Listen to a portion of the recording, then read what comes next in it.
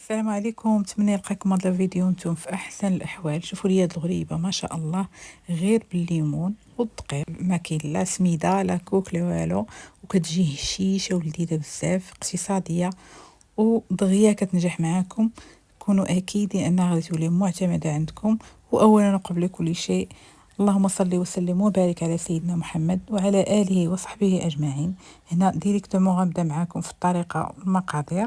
عندي هنا 125 غرام من الزبدة، ممكن ديروا أي نوع ديال الزبدة اللي كيناسبكم، غا هي إلا درتو نوعية اللي مزيانة كيجي المذاق ديالها أحسن. درت واحد القبيصة ديال الملح وكاس إلا ربع من السكر السنيدة. كما شفتوا أنا موجدة الباتور، ممكن تخدموا هاد الحلوى ديالتكم في العجانه اولا الباتور اولا غير بيديكم، ماشي مشكل.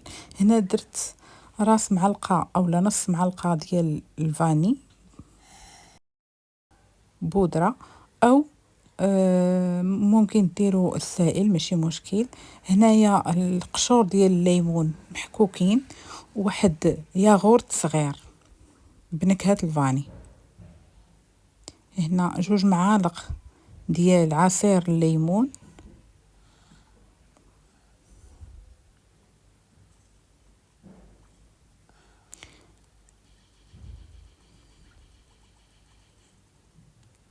صافي. وكنبدا كنحرك. هنا رانا نسيت واحد البيضه، انا غادي نضيفها، ضروري تضيفوها. المهم انا غادي نحاول نكتب لكم المقادير كامله في صندوق الوصف، وإلا بغيتو تدوبلوا الكميه دوبلوها. انا غادي نقول لكم شحال من حبه خرجت هاد الكميه اللي عطيتكم، هاد المقادير اللي عطيتكم. هنا انا زدت هاد البيضه، عاد كملت الطحين. صافي كنديروا المقادير كاملين في خطره وكنطحنوا عادي. المهم خاص هنا الزبده تكون بحراره المطبخ من الاحسن، وطحنوا مزيان حتى يتجانس هاد المقادير كاملين مع بعضياتهم. صافي كنبقى نضيف الدقيق اللي مغربل بطبيعه الحال مع واحد الخماره ديال الحلويات من فئه 8 غرام. صافي كنبقى نضيف بشويه بشويه وانا كنطرب. من غادي يبان ليا الخليط بدا كيتقال، غادي نستخدم يديا وغادي نجمع بها.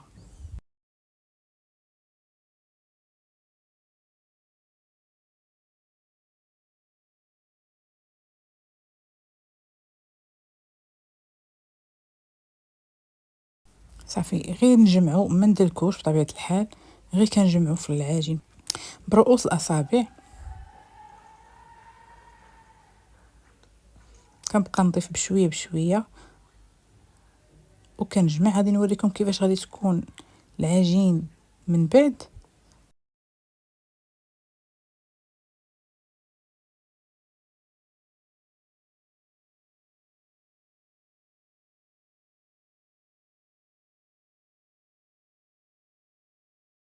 المهم كنحصلوا على عجين بهذا الشكل هذا. ملي كندوزو صبعنا كنحصلوا عليه هذا الشكل، يعني المهم راه واضح في الفيديو، خاص يبان العجين لكم بحال هكا ملي دوزوا عليه من يديكم. هنا غادي ناخذ عصير ديال الليمون، غنصفيه واحد شويه حيت غادي نخدم به. كنصفيه من هذاك لي بولب ديالو.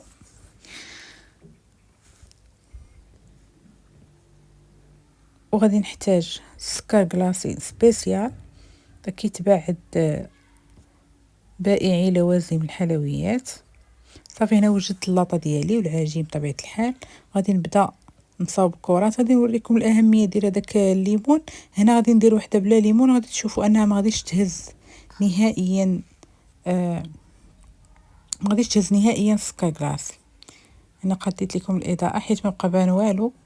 المهم ها هي هنا حطيتها مباشره في السكر كلاصي، شفتوا ما هزت والو.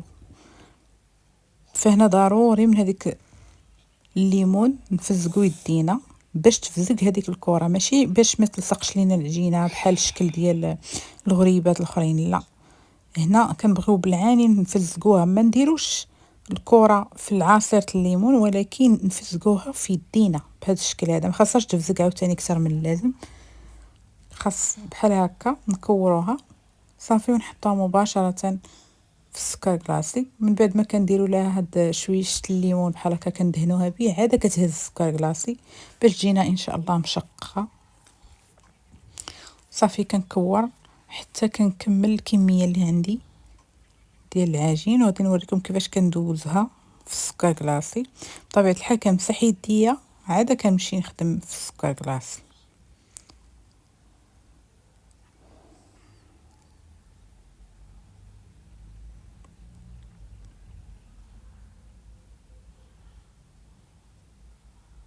هنا كندوزها بهذا الشكل هذا، وكنضغط عليها مزيان باش تشد فيها السكر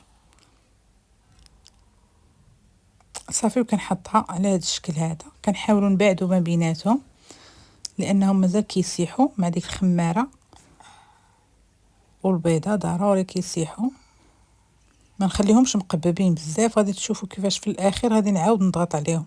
المهم هنا كنحطهم بحال هكا غير باش يبقاو محافظين على داك السكر.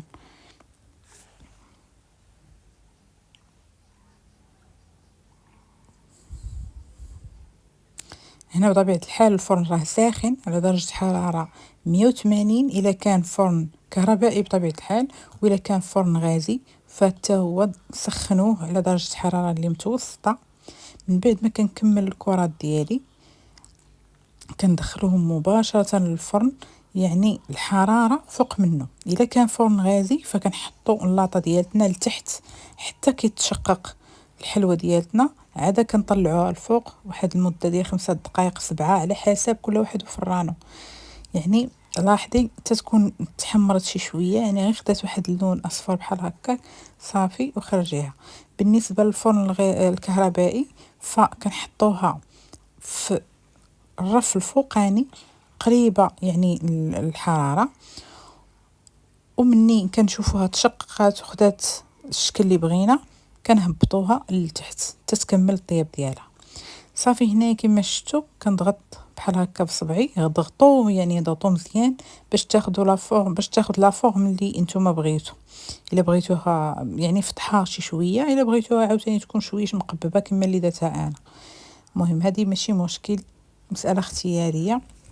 صافي هنايا مباشره للفران. من بعد ما دوزت هنا غير واحد 5 دقائق، شوفوا ما شاء الله كيفاش مشققه وكيفاش النسمه ديالتها وهي كطيب، فعلا كتجي هشيشه ولذيذه بزاف. ضروري تجربوها وتشاركوني ارائكم في التعاليق وتقولوا لي كيفاش جاتكم. وبالنسبه للبنات اللي كيجربوا الوصفات ديالي فامانه عليكم كتبوها في التعاليق، او على الاقل صيفطوا لي التطبيقات ديالكم في الخاص او في الانستغرام، في التيك توك، في اي موقع من المواقع الاجتماعيه ديالي، راه كلهم مكتوبين بالاسم ديالي. وغادي نعاود نشارككم ان شاء الله العناوين ديالهم في صندوق الوصف، او لا غتلقاوهم حتى في القناه. ونتمنى تجربوها عاوتاني نقولها لكم، ونتلاقاو فيديو قادم ان شاء الله. مبروك عيدكم بالصحه والسلامه واللي كتمناو يا ربي. شوفوا لي كيفاش دايره من الداخل، هشيشه وكتذوب في الفم، فعلا كتجي لذيذه. انا بعدا من عشاق الليمون. تلاقاو فيديو قادم ان شاء الله، بالصحه والراحه وبسلام عليكم.